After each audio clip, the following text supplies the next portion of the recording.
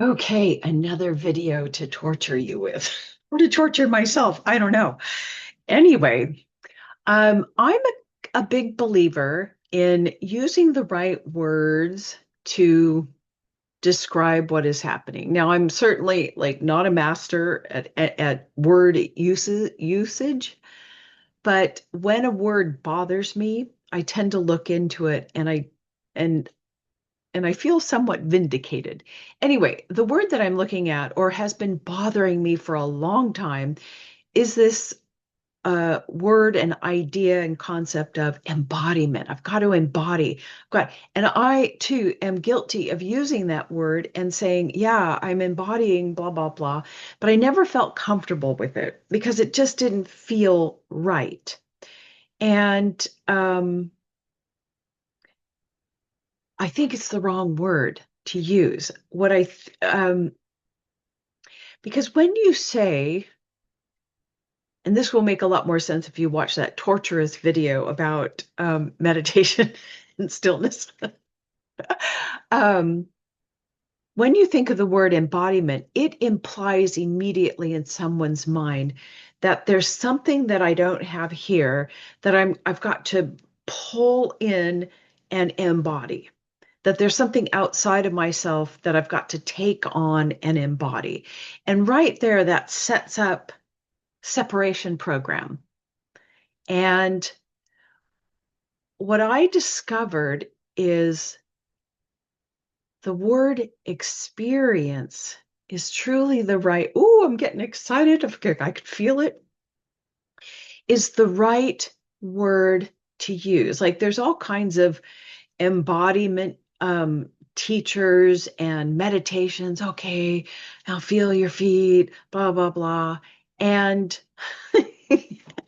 they're great, okay? But once again, the the meditations and everything may be perfectly right. It's just the word that bugs me because people come in and they go, I'm going to do this meditation so I can embody more of myself, like bring it in. And I I did a little tiny little experiment because I was thinking in okay, I told you this is going to be a torture. All of my videos are torturous because I never write anything out and I try to remember all the little points that I want to make and it just makes for a very like car crashy kind of video. I'm sorry. That's just the way I roll. Um, I'm sorry, not sorry. Because this is me as I am. Anyway, um, I was so in this word embodiment is used mostly, and I think came about in Western societies. Whereas in the Eastern traditions, what word do they use? Experience. They actually talk about direct experience of your true self, not let's embody your true self. No, direct experience, which means it's already within you. You just have to experience it. So I did this like little test with the little group chat. I mean, it was, one or two people. And I said, just don't think of anything. I want you to just ex experience yourself, experience your foot, experience your body.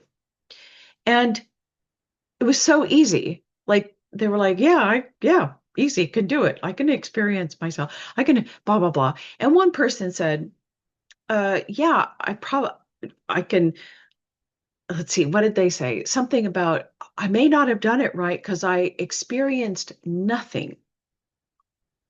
And I thought, yeah, you did it right. But they could do it like that. And to me, so this word, oh, I'm all over the place. Immediately, when somebody asks you to experience yourself, you unconsciously know, ah, you immediately become the experiencer of the body part. Now, the experiencer of everything is your true self. And if you go back, like I said, go back to that torturous video, The experiencer is the stillness, the nothingness, that whole thing. It's the emptiness and the fullness, and no words can describe it, right? That's actually what the experiencer is. So when you say experience yourself, it immediately moves the person with it. They don't even know that they're doing it into experience, true self, and they go, and if you think about it, if they're thinking about the foot, maybe they've got their eyes closed. I'm experiencing the foot. And I think that they can imagine an image of the foot, but I think but what I if they check closely enough, what they're actually experiencing is not a physical foot. They're experiencing, I'm doing it right now, I'm talking to you. They're experiencing some vibratory energy. But if they really dig into it, they're going to go, yeah, but it feels like nothing's there. And same thing with the body. I'm going to experience the body, but if you really check, you're going to go, I don't really feel or see anything. And that's correct because you are the nothingness and the nothingness sees nothingness. It's like the the true self sees itself in everything. And that's why people say, oh, nothing is real, there's nothingness. They see nothing in everything. But at the same time, you're also experiencing the fullness of the vibratory physical manifestation. So you're experiencing the fullness and the emptiness at the same time. But you think, the mind thinks, oh, I've got this wrong. But no, you're actually having a direct experience of the emptiness and fullness, the true self and your individual self all at the same time. And it's beautiful. It's your direct experience of self. And you didn't have to embody anything because um, it's already there. And so going back to the whole meditation relaxation, oh, I think I'm losing my train of thought here. Oh, I am losing my train of thought.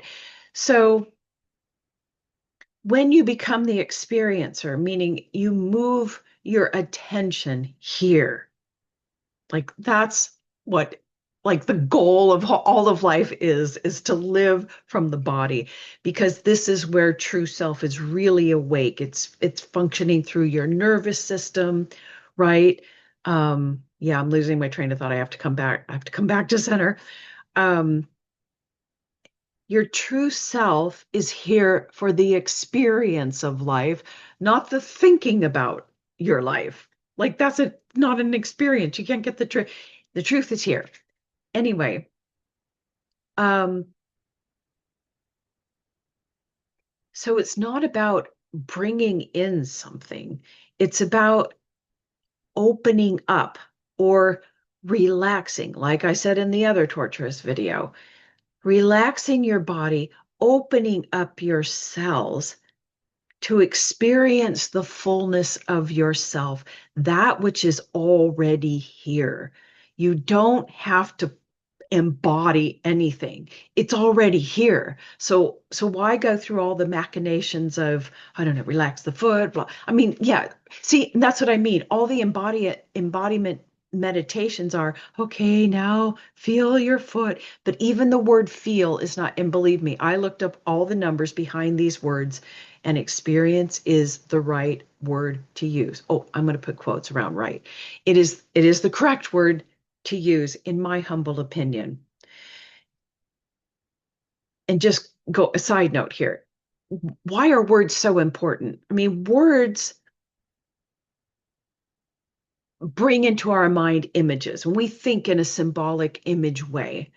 But also words are symbolic and soundbolic representations of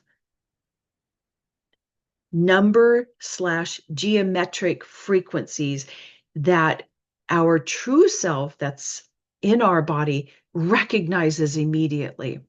So when you tell it to embody, it's like what do you want me to embody? When it says experience myself, oh, well, I already know. It knows immediately.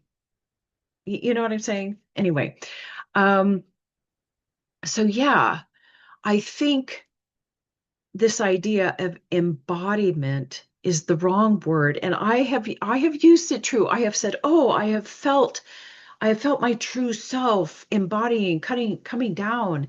And I don't know if anything is coming or going because, in my humble opinion, what came to me is everything's happening right here in the same space, and nothing's actually ever moving, going, or any. It's all right here in our one point in that one point space time thing. Like this is so far beyond that we're functioning in. It's all right here. And I think that we have the illusion that something is coming down or we're coming up based on, okay, so for example, what it felt like my true self, my true beingness was coming down and embodying. I can see that that's incorrect. What I think was really happening is that we can kind of, it's we heal our mental and emotional bodies, um aspect. Oh, I don't know how to say this. Like, we can clear things in our mental, physical, emotional bodies here first. Oh, this makes no sense at all. um and the tension in those areas that are being healed loosens and relaxes. By the way, relax means going back to our looseness, or our stillness, or our, right, our less tension. Yeah, I think I'm getting this all wrong. And because we become lighter in these parts, say we let go of some mental, and I feel like this is like our mental area, and we let go of those programmings. And because we are more open and lighter, more buoyant in this area, it may feel as if something's coming down or we're moving up. But in reality, we're just open to the stillness in that area. I don't actually, I'm going to quit saying that because I don't know if that's true. But I do know that as as we work on these things in our egoic body, we get to the base level. And that would be, our lower chakra stuff, basic fear survival. And that's what I was like, what I've been working on through this whole coffee house scenario, and all money and blah, blah, and whatever. It was fear. And as that fear releases, right, everything, you begin to relax down even in your survival area. And and as you relax, it opens up and you feel more buoyant. Now, are we actually ascending? Actually, is there actual movement?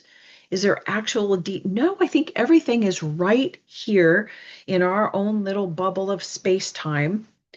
It just feels like it because our vibration is. Honestly, I don't know if any of this is true. The whole point of this video is to say, we don't need to embody anything. It's already here. We just need to open up, reach that stillness, play that game in our field, and use the word experience. I'm going to experience this and experience that. And you innately know what experience means. It means to drop into the body, and right there, you're in stillness, emptiness, you're in your true self. Okay. Oh my God. I feel so embarrassed making these videos for the, like, I used to be so sure about the things that I said like years ago. And now I think everything that comes out of my mouth is bullshit. But I'm going to put this bullshit out there anyway. Okay, over now. Until next time.